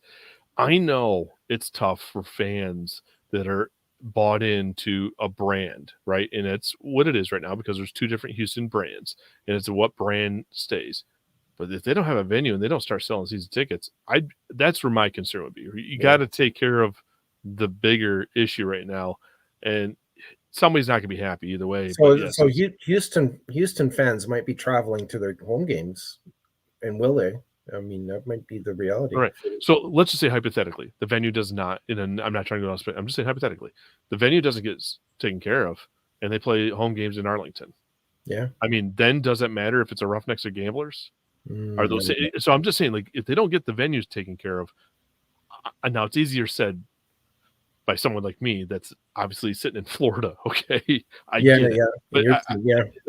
But this is also coming from a guy that looks like my team is out, right? Mine too, buddy. Mine too. So I'm just saying. So they got to take care of that type of thing. And I know it's always, that's the biggest debate going back and forth. But I'm like, until you got a venue locked in and they're starting to sell tickets, it doesn't matter if it's a Roughnecks or game. That's just how I look. So to me, I just think it's a bigger problem. And the Rough Gamblers would be a good name, but that's actually a nickname I have when I go to the casino. I hope you win some then. No. That's I lose all my money, so that's a Rough Gambler. Sorry. That's so funny. I already have a trademark on that one, so they can't have it. That's so funny. All right, so I guess since we were already on the Predator couple, we'll just hit them again. And they said, is it going to be the Roughnecks or the Gamblers? I mean, I'm not going to speak on this any more than I have, but I've shown you what I think, and I've presented my evidence for the past two shows of what's happening. You know what? XFL surprise us. Please XFL do surprise us. Just and make this I shouldn't say XFL and USFL surprise us and make this decision to be the most wonderful thing we've never even dreamed of. What if it's a rebrand? Yeah. What if it's like a third name, like a new name? Well, let's not start that rumor, by the way. No. It's right. This because people are going to be calling me. We are not those people. We are not those people. So I mean, but I'm just saying, there's just, to me, the venue, right? And I don't want to keep beating that dead horse, but it's just, I know everyone has every right to feel the way they do when it comes to the team they want it to be. So I'm just going to leave it that way. Understood. You know what, Roughneck fans, I'm all behind you. Should be Roughnecks, but that's might not happen. Yeah, I mean, I'm not gonna lie. That's why I was telling you I was kind of salty about it. And Michael, you're in the same boat. I mean, that's your team potentially gone like mine. I mean, I've really had to stand on the outside of this and stop being a fan. I've really had to pursue this as 100% media, just because to keep it where I am being productive. We're getting, instead of trying to argue to keep my team, let's just keep on rolling. But I'm the same as you, but I don't mind being salty about it. And when I saw that, when you had DeMarcus on and I watched that show, I was like, yeah, that right there, that's it. But no, I mean, DeMarcus was right. Yeah, agreed. And I hope he's happy by me hearing people say that he's validated, because he was right. Oh, he's a good guy. He's whether that means anything or not. Well, of course, I'm sure he knows that. He provided a good background on why it should be the Roughnecks. I think he did. Agreed. Thanks to Marcus. Yeah, he really tried to take it and look at it from a data perspective. And there's a petition. I signed it. I think there was 1,000 names on it, maybe. Yep. When they started it, when I started trying to advertise it for them, basically as well, I think it had like 90 something signatures, maybe less. That's how I found out about it, from you, by the way. So you've been doing your job of getting that out there. I appreciate that. I tried. At the end of the day, just saying I tried is what I can do. But and to be frank with both of you, I mean, I'm kind of looking forward to going to Memphis now this year. I've already kind of set my sails, I think, to rolling on to the showboats and checking out the Liberty Bowl, because that's another home to me as well. So well, that's a cool venue too. It is. Yeah. All right, let's go into some more. So Brahma Babe. So Brahma Babe, or if you're still watching, I'm going to click your question. I may need some more details on what you mean. Has that gone to the wayside, pulling from the NFL because of these mini and super drafts and other stuff? So I believe she was referring to, we were discussing when they are picking up free agents or whatever they want to call it, or unprotected players, the minimum spots that they had available for these guys from the NFL. Well, right. It just comes down to, is the math that we're putting together, is that the roster for camp, or is there an extra 5, an extra 10 for those people, practice squad, guys decide not to sign NFL features deal, right? So, again, details until the league shares it with us.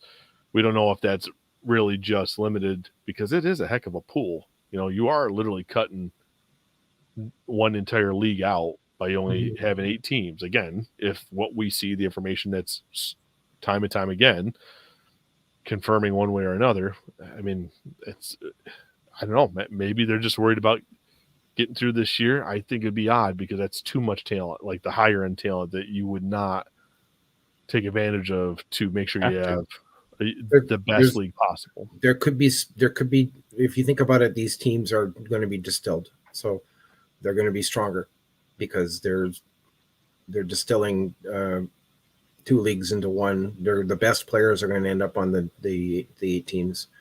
And then Brahma Babe is right. They will look at those NFL cuts and they will they'll call up some of those guys. Because why? Because they're good.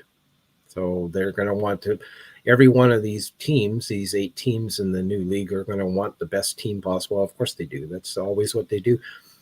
So they're going to have fun time putting together teams this year, because they're going to have lots of players. Yep.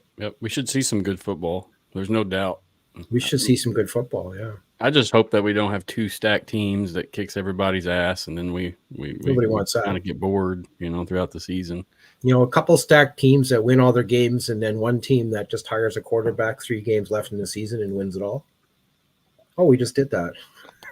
That was good, though. Luis Perez, what a hero that guy is. Come on. Yeah, he's a stud for sure. Yeah, he doesn't say much, but when he does all his talking on the field. Agreed. Yeah. So Brahma Babe had another question. She said, how's the vibe in O-Town with the Guardians fans, Mike? Well, I was part of launching the Neon Green Mafia show, and that's on hiatus for a reason, because it's not good. And it's not just information driven and the lack thereof, but yeah, I think it's pretty obvious.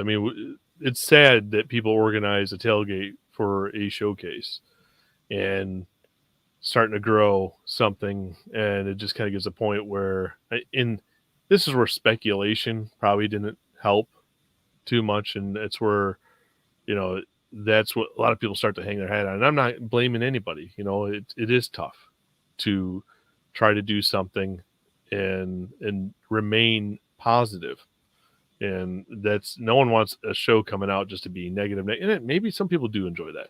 I don't think a fan base that's wondering how their team is going to fare in a merger, I don't think those are the people that want to hear that type of stuff. So, unfortunately, it doesn't look good. I think the fans they'll say, okay, fool me once, shame on you, fool me twice, shame on me. Seattle, same thing. Seattle, their loser team. I noticed that they put 2 on their roster tonight on the transactions page, but that team's gone. A lot of fans there. And so the XFL-USFL merged is basically saying, yeah, Seattle, you don't matter.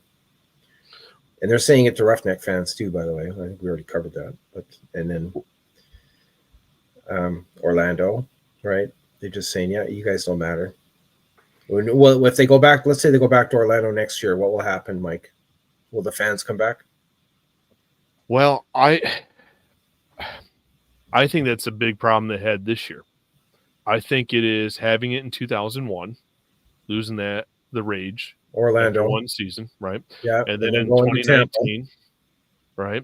They go to Tampa. 2019, you had a team, you lose it, but then, 2020, you had Tampa, 5 games, right? Just if you look at the market, right? Not just Orlando, but you just look, they've never had a team more than one season. So here you are, the Guardians, are back here in 2023. And if they do not make it, right, as everything indicates it's not going to happen, how do you expect people to keep turning out? There's a reason. In 2001, you look at what the Rage average, doesn't matter if it was heavy in the earlier games and it dwindled off, but their average was ridiculous. Was it 20, 30, it's almost 30,000 people, whatever? Well, look at what AAF, they started looking pretty good, right? But after a while, it's no different than looking at San Antonio. San Antonio's average attendance this year with the Brahma was nothing compared to what the Commanders were from the AAF. There's only so many times you can have that rug ripped out from underneath you that people, some are going to buy in because they're just that loyal. They want their team so bad. But some people are just like, you know what? I just can't keep doing this. Yeah. There's too many other options on television for sports and stuff. So, I mean, Houston, you still have the Texans. They finally have a good year. They have, a new quarterback. So I'm like, there's some. Seattle still has the Seahawks. I mean, but there are markets that do not have that. And that's a big difference. And I think the powers that be, whether it's the XFL ownership, whether it's those at Fox, if their goal is to come back in 2025 with teams, I don't know if they're really being honest with themselves as to what damage they're doing. And it could be speculation, but I think the numbers are speaking for themselves when you keep one entity after another just keeps ripping that rug out. And I could be wrong. Maybe people come back, but the feeling with people here in Florida surrounding the Guardians, I don't know if you get these people back, even if it's a hiatus move. I don't know. Understood. Appreciate the honesty. And I mean, you can tell that comes from your heart, man. That's not something you're just saying. That it's a legitimate, you can tell you've thought that out. Something you really had to piece together and it's hard not to be negative. It's life. It's living it, right? Yep. It's not like just letting an emotional response come out. Yep. When you're talking to multiple people and when you start analyzing the history, I mean, that's how I try to approach my show with anything I do.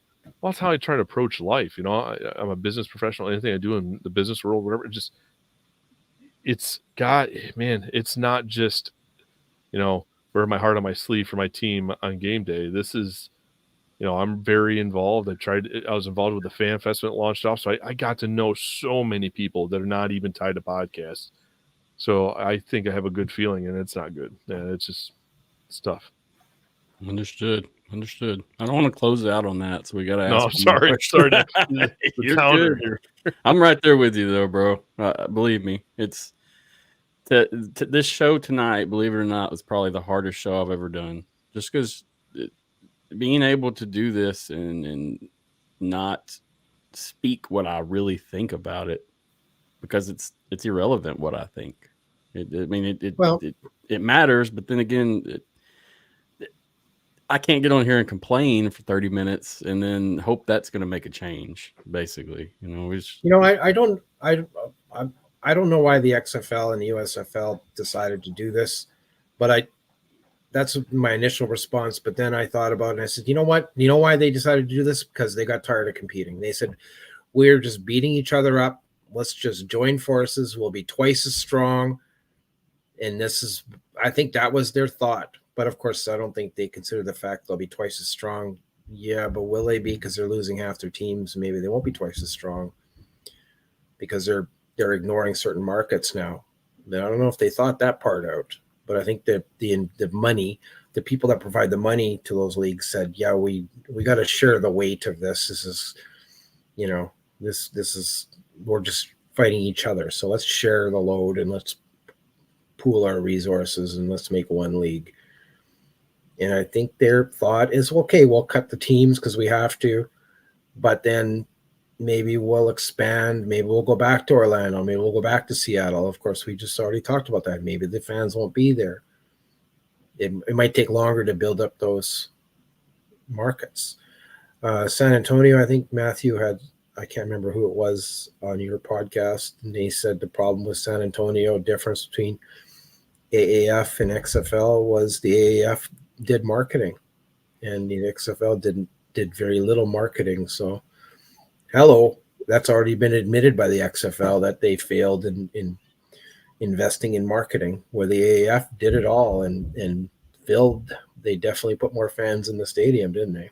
In San Antonio. Yeah, they came with a swagger. AAF came with a certain vibe, and it held itself well. Very unfortunate what happened with It's unfortunate what happened, because that, that could have been the league. That could have been the spring league that succeeded. But of course, then the money wasn't really there. That's the problem that they had. That's the problem.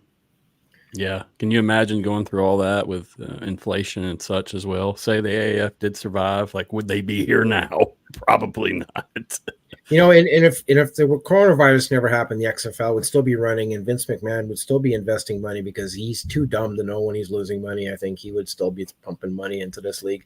And if he would have pumped, frankly, my thought is he would have pumped enough money into it, it would have succeeded. And then he would have then his investment would have paid off dividends, and he would start getting his money, because he would have sold franchises, and he would be raking it in, I think. But coronavirus, his whoever his financial advisors were smart, and they said, Vince, you got to get out of this. Coronavirus is, we don't know how long this is going to last. It could last 3 years, and it did.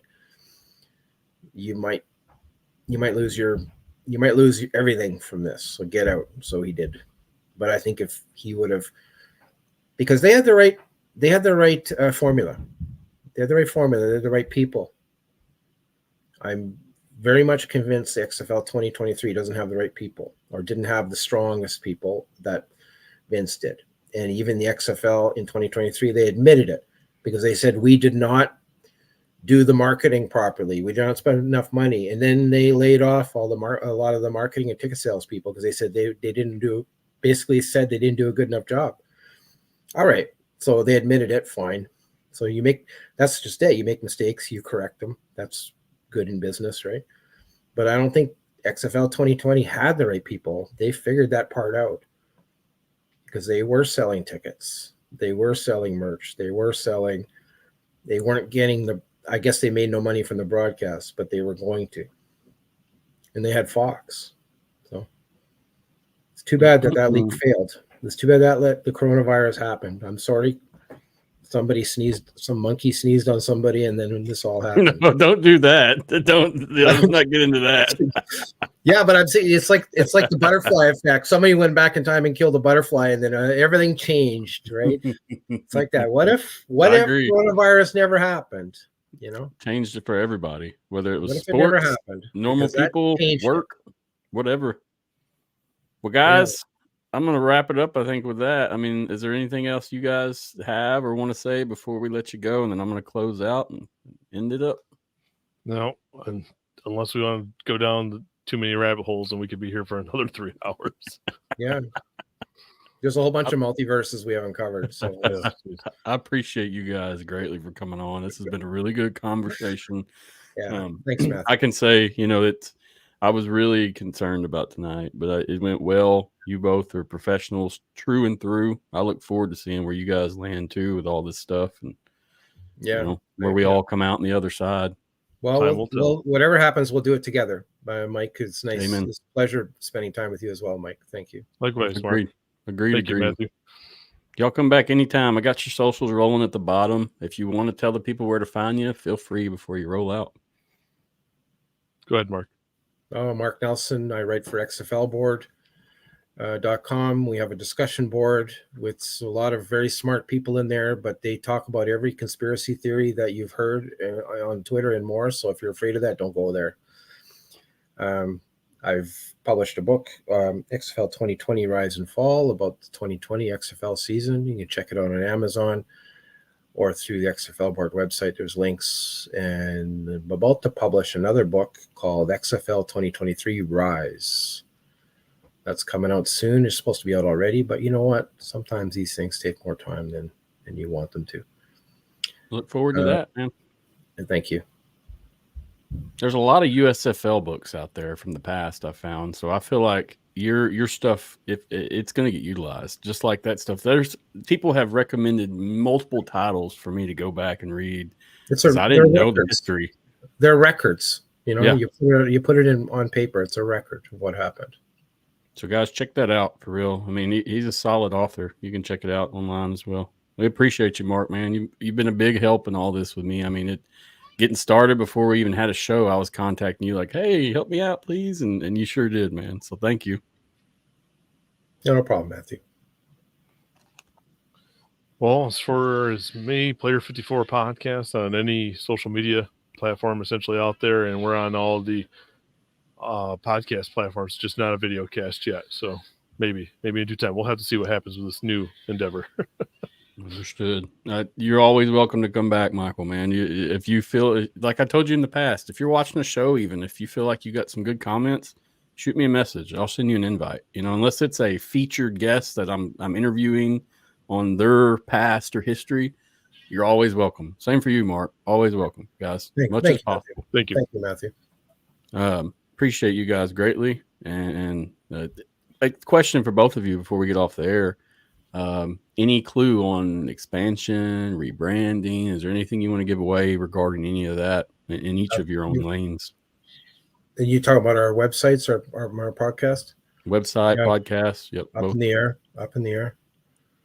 I have an issue because the XFL board has been around since the year 2000. So, do I just rebrand it to whatever the new league is? I don't know. Understood. XFL is the brand for me for that website. So I don't know what to do. Maybe have a dual branding on it, but I think if the XFL gives up its brand of XFL somewhere down the road, years from now, there'll be another XFL.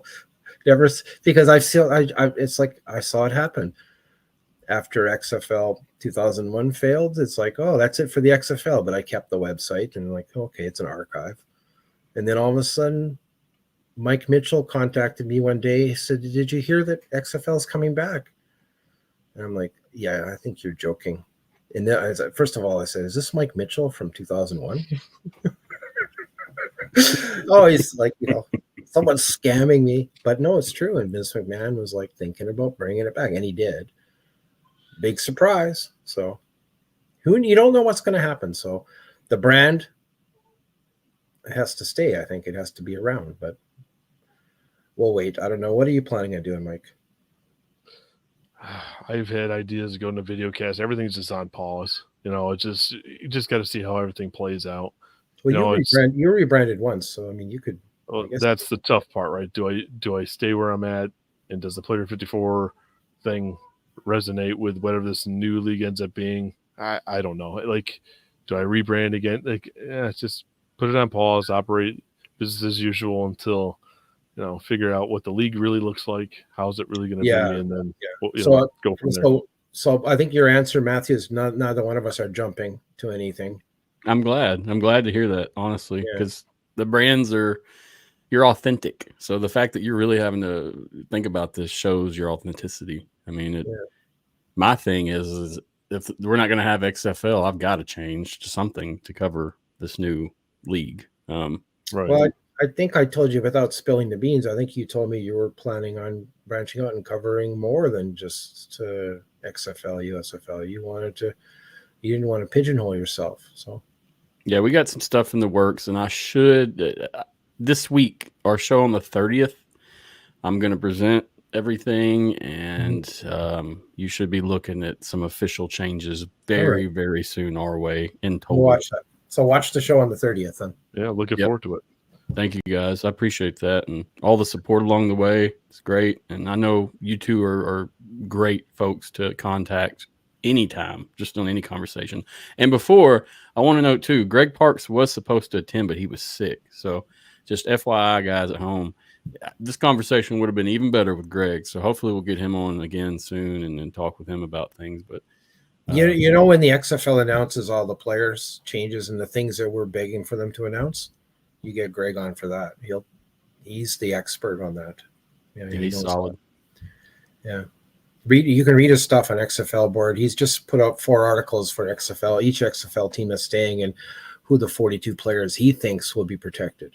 So he likes to do things like that, just take a stab at it because he knows all these players and he listed them. And of course he's not going to be exactly correct, but he's probably pretty close. Yeah, no doubt. He knows his stuff. There's no questioning Greg. I don't think. Just like any of you guys, if you're saying something, there's a reason, and I trust that. I may not agree or understand enough to agree, but I trust your opinions and what you do enough to know that you got it. I'll commit to what you're saying because I trust you. So it's kind of the way I stand on it. Yep. You guys are great. Keep it up. We'll talk again soon. Thank you so much for coming on. Thank you. It's a pleasure. Thank you. Y'all have a wonderful night, and we will see you soon. All right. Appreciate them again for coming on. Super good guest. I really enjoyed tonight. Not going to lie, I was stressing about this episode. It was a lot. You know, we had different things going, different information, different this, different that. Solid guys, and I appreciate them greatly. Seriously. Like I said, December 30th, Saturday, 7:30 p.m., we're going to drop some updates and some news regarding the new expansion, the new plans. It's been in the works for a little while now, and it's just proved to be so much more than I thought, which is okay. But just like the podcast, you know, kind of got to grow with the growing pains. You got to go as you go and get better in time. So look forward to getting that out to everyone. I'm super excited. Brahma Babe should be here to help me as well. So we're going to talk and you'll get to know her a little bit. And then I'm going to introduce everybody to the new brand and get it going. Appreciate you watching, listening, following. Thank you so much. Do me a favor, hit that like button. That's an issue right now. We're getting a ton of views on certain podcasts, but we're not getting many likes. So give me a like, give me a follow. A little more to go. Like I said, this brand's going to be changing soon. The XFL Insider Podcast will still be around, though. I'm not canning the show itself, you know, but things have to change. We've evolved. Appreciate everyone that's helps along the way with the podcast. We've got a lot of contributors, more guys and girls that have hopped on board as we went. And they all provide their own kind of view of things, projects, content, whatever. So appreciate everyone along the way. It's been great. I hope everyone had a Merry Christmas. Have a Happy New Year if you don't see me again on the 30th. And I look forward to keeping on. Hopefully we get some official news soon, y'all. Just be patient. Stay with us. Don't get all toxic. Don't listen to some crap. You know, you can gather your own opinions from your own research. If you don't want to, you don't have to listen to us even. All these links that we talked about, I'll have in the show notes. You can go through and view all this on your own and gather your own like hypothesis of what's occurring right now. But I appreciate it. Thanks again for watching. Thanks for following. I will see you all again very, very soon. And it's been a pleasure. Thank you.